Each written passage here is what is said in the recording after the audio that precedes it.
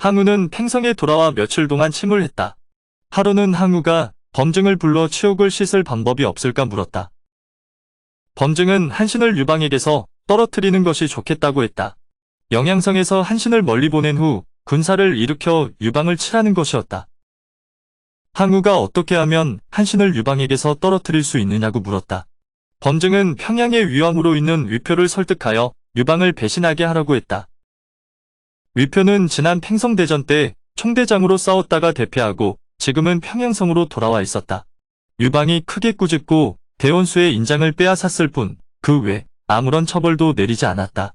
하지만 위표는 유방으로부터 패전의 죄를 물어 어떤 벌이 내려올지 몰라 노심초사하는 중이었다. 이 틈을 타서 위표가 유방을 배신하게 하자는 것이었다. 위표가 반란을 일으키게 되면 반드시 한신이 위표를 정벌하기 위해 출병할 것이었다. 항우가 들어보니 참으로 좋은 생각이었다. 위표를 얻으면서 유방을 멸할 수 있는 일거양득이 아닌가. 항우가 신하들을 모아 이 일을 의논했다. 상서령으로 있는 항백이 항우 앞으로 나와 말했다. 지금 평양에 있는 친구 중에 허부라는 사람이 있는데 관상을 잘 보고 전부터 위표와도 친분이 있는 자라고 했다. 허부에게 부탁해서 위표를 꿰도록 하면 어떨지 물으니 항우와 범증이 찬성했다. 항백은 그 길로 궁을 나와 허부에게 편지를 써서 하인을 통해 급히 평양으로 보냈다.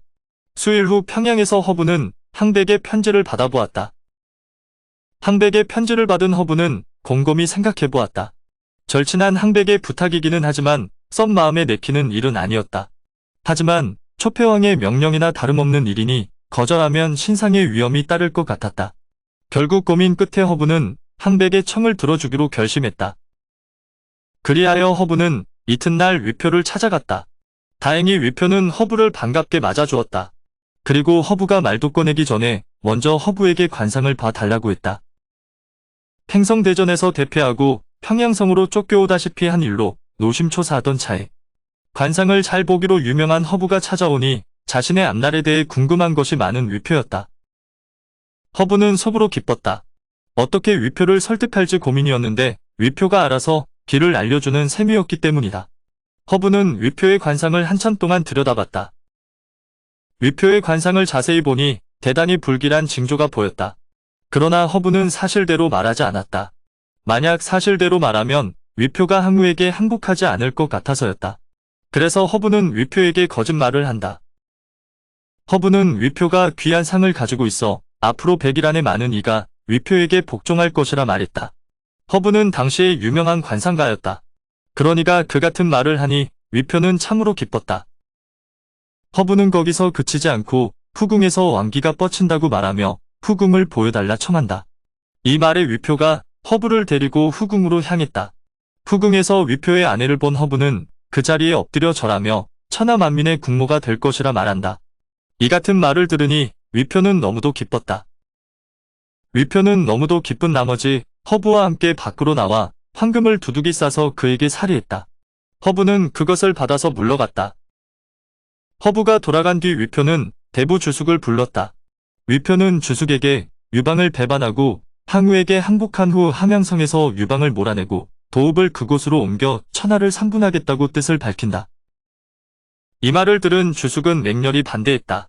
세력도 크지 않고 휘하의 장수도 많지 않은 위표가 어떻게 유방을 몰아내고 천하를 상분한단 말인가. 가만히 위왕의 지위를 누리는 것이 하늘이 내려준 복이라 생각하라는 것이 주숙이 말이었다. 그러나 위표는 매사에 천명이 있는 법이니 반드시 강하고 약함에 따라 일이 이루어지는 것은 아니라고 주숙을 설득한다. 허부가 관상을 잘 보기로는 지금 천하에서 제일이니 주숙은 반대하지 말라는 말이었다. 그러나 주숙은 충심으로 위표에게 말했다. 사람으로서 자신이 할 수 있는 일에 최선을 다하여 노력한 뒤에 하늘의 뜻을 기다리는 것이지 어찌 관상쟁이 말만 믿고 경솔하게 군사를 일으킨다는 말입니까? 이것은 패망의 길입니다. 주숙이 말을 들은 위표는 대노하여 꾸짖었다. 그리고 군사들을 시켜 주숙을 감옥에 가두어 버린다. 위표는 항우에게 항복하는 상소를 올렸다. 그리고 부하 장수들을 불러 10만의 군사를 준비시킨다. 이때 유방도 위표의 반란 소식을 듣고 여기기를 보내 위표를 달래보게 했다. 그러나 위표는 여기기의 권고도 듣지 않았다. 마침내 유방은 한신으로 하여 위표를 토벌하라 명한다.